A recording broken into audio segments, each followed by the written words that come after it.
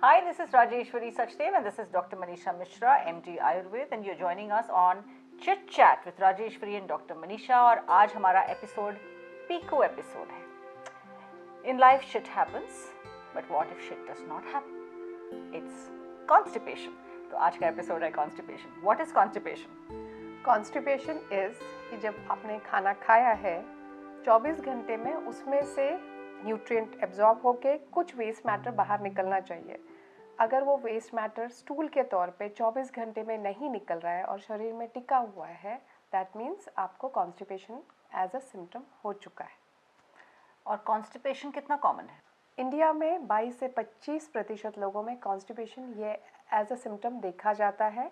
It could be related to कि आपको diarrhoea हुआ, उसके बाद कॉन्स्टिपेशन हुआ, आपको इरिटेबल बाउल सिंड्रोम है इसलिए कॉन्स्टिपेशन है, आपको भरपूर इंडाइजेशन है जिसकी वजह से आपको कॉन्स्टिपेशन है, आप कुछ ऐसे मेडिसिन ले रहे हैं जिसकी वजह से आपको कॉन्स्टिपेशन हो सकता है.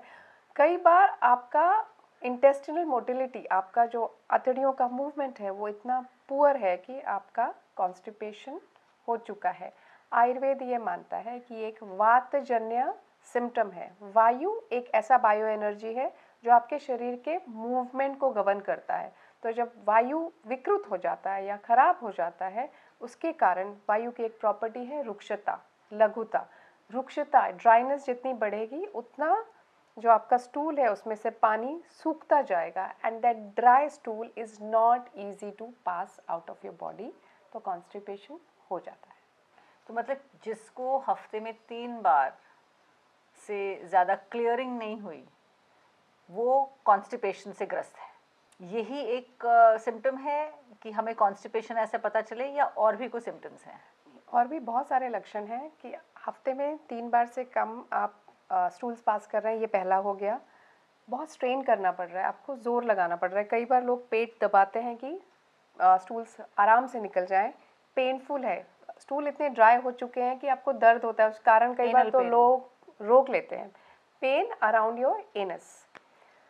ये तीसरा, पैलेट जैसी सूखी सूखी टुकड़े टुकड़े में पॉटी होना, ये एक साइन है कि आपको कॉन्स्टिपेशन है. और जब आप बैठे और 5 मिनट से ज़्यादा देर बैठना पड़े आपको स्टूल पास करने के लिए, वो एक साइन है कॉन्स्टिपेशन का. आपको पॉटी होने के बाद भी ऐसा लगे कि नहीं, पेट ठीक से साफ़ नहीं हुआ है, इनकम्प्लीट इवैक्यूएशन वाली फील हो कि नहीं मुझे एक और बार जाना चाहिए, तो आपको कॉन्स्टिपेशन है. और जो ये कॉन्स्टिपेशन है ये होता क्यों है? Is it nutritional deficiency? हाँ, तो आयुर्वेद इसको एक डिजीज़ नहीं मानता. आयुर्वेद के हिसाब से ये सिम्टम है, और ये सिम्टम है वायुजन्य वृद्धि का, वायु वृद्धि का, वायुजन्य विकार है ये. अब वायु वृद्धि के जितने कॉजेज़ हैं उन सब के कारण आपको कॉन्स्टिपेशन हो सकता है. आप बहुत ड्राई खाना खा रहे हैं, आप बहुत रुक्ष खाना खा रहे हैं, मतलब घी तेल नहीं खा रहे हैं. हाँ. आपका हाई फाइबर कंटेंट है बट बिना घी के. फाइबर पचने में बहुत डिफ़िकल्ट है और उससे वायु बढ़ता है, तो फाइबर धीरे धीरे ही खाना चाहिए. आप बहुत ट्रैवल कर रहे हैं, आप मिडिल ऑफ मीटिंग है और आपको अर्ज आया है कि स्टूल पास करना और आपने रोक लिया है, तो वो भी एक कारण हो जाता है कॉन्स्टिपेशन का. आप बहुत चिंता करते हैं, आप ओवर थिंकर हैं, सारे वायु की वृद्धि के लक्षण है. आपका खाना ठीक से नहीं पच रहा, वो भी वायु वृद्धि के कारण कई बार होता है. अजीर्ण है, इंडाइजेशन है, ये सारे रीजंस हैं वायु वृद्धि जन्य कॉन्स्टिपेशन का.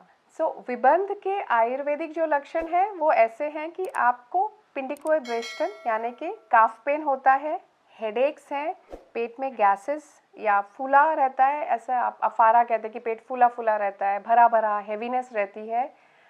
आपको बार बार सर्दी होती है. अगर आपको कॉन्स्टिपेशन है तो आप देखेंगे आपको कोल्ड हमेशा बना रहता है. फिशर नाम की एक व्याधि हो जाती है कॉन्स्टिपेशन के कारण कि आपके बटक्स के बीच में चीरा पड़ता है और जब आप स्ट्रेन करके पॉटी करते हैं तो उसमें से खून निकलता है और उसका कॉन्स्टिपेशन रीज़न है. और फिशर की वजह से कॉन्स्टिपेशन होता है, कॉन्स्टिपेशन की वजह से फिशर होता है, दोनों एक दूसरे से जुड़े हुए हैं.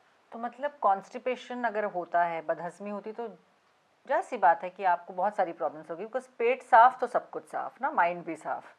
तो लेकिन अगर मैं पूछूं कि कॉन्स्टिपेशन की वजह से और कौन सी प्रॉब्लम्स हो सकती हैं? एक फिशर समझ आ गई, और क्या होता है? पाइल्स.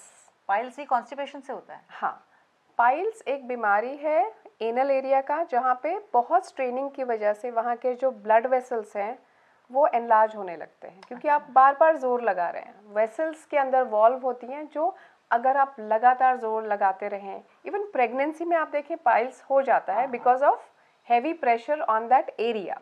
तो अगर आप प्रेशर से पॉटी कर रहे हैं तो आगे पाइल्स होने की पूरी संभावना है। पाइल्स में होता क्या है? पाइल्स में जो आपका एनल रीजन है उसमें छोटे छोटे मांस के अंकुर जैसे बाहर लटकते हैं। कई बार वो पेनफुल होते हैं, सिर्फ पेन की वजह से स्टूल्स पास नहीं होते, और कई बार उसमें से खून निकलने लगता है। ये बाहर अभ्यंतर और बाह्य, मतलब बाहर लिप्स पे, एनस के लिप्स पे छोटे छोटे आपको ये मस्से जैसे मिलेंगे, जैसे अंगूर का बंच होता है, और कई बार अंदर द एनल ट्रैक्ट आपको छोटे छोटे अंकुर मिलेंगे जहाँ से खून निकलता है। तो वो अलग ही डिजीज़ हो जाती है जो कॉन्स्टिपेशन के कारण होती है। तो मतलब कॉन्स्टिपेशन को मजाक में ना उड़ाया जाए, इस पे पूरा ध्यान दिया जाए।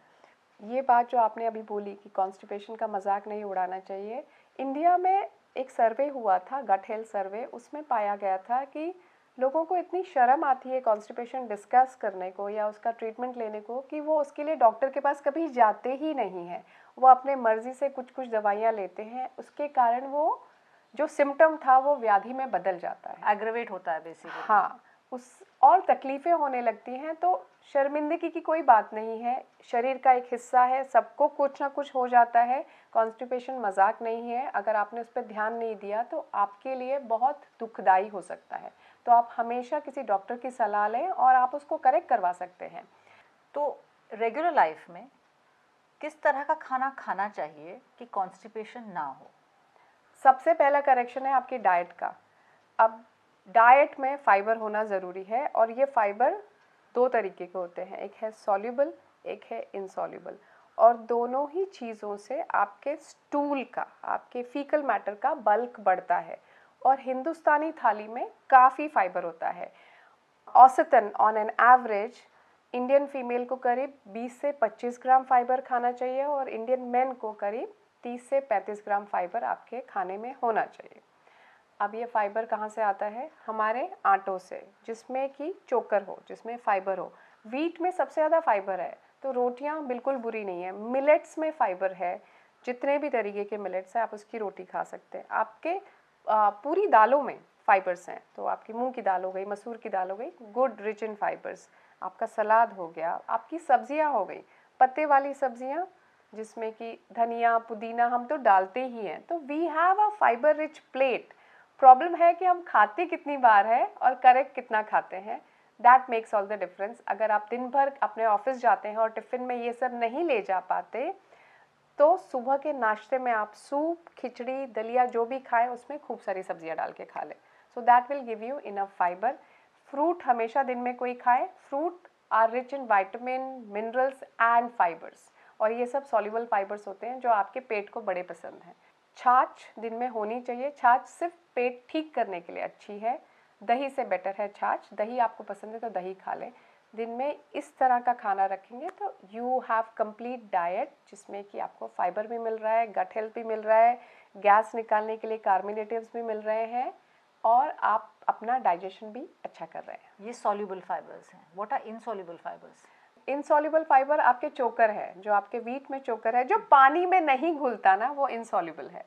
तो जो वीट का फाइबर है आप घोलेंगे तो पानी में नहीं घुलता। बट यू जस्ट मेंशन कि ज़्यादा फाइबर खा लेने से भी कॉन्स्टिपेशन होता है। बिल्कुल। हाँ, तो फाइबर में क्या ऐसे डालें कि वो बैलेंस आउट हो जाए? तो जब भी आप फाइबर खाएं कम मात्रा में शुरू करें। तो अब लोगों का फाइबर लोगों को लगता है सलाद से आता है, जिसमें आपके खीरा, टमाटर, प्याज और लेटस या सेलेरी या कैबेज आ जाता है। जब आप ये शुरू करें, कच्चा कभी नहीं खाएं, उसको पकाएं और उसमें डालें घी, so then it becomes easy to digest. उसमें थोड़े स्पाइसेस डालें, ब्लैक पेपर हो गया, जीरा हो गया, तो ये फाइबर। पर आप शुरू करें 1 टेबलस्पून की मात्रा से, that is more than enough. हम बहुत ज़्यादा खा लेते हैं एंड ज़्यादा fibre is hard to digest. हम शुरू ही करते कि पहले हम 1 प्लेट सलाद खाएंगे, नहीं, आपका 1 से 2 tablespoon is more than enough to give you fibres.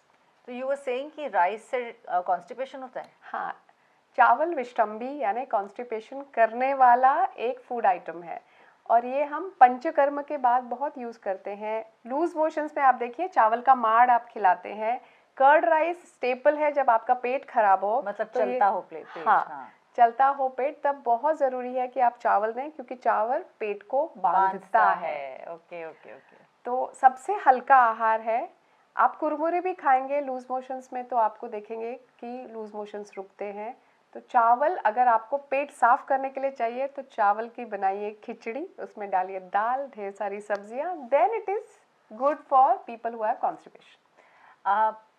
केला किस तरह से यूज़ होता है? बिकॉज केला जो है वो कहते हैं कि पेट साफ करने के लिए भी अच्छा है और पेट बांधने के लिए भी अच्छा है। How come?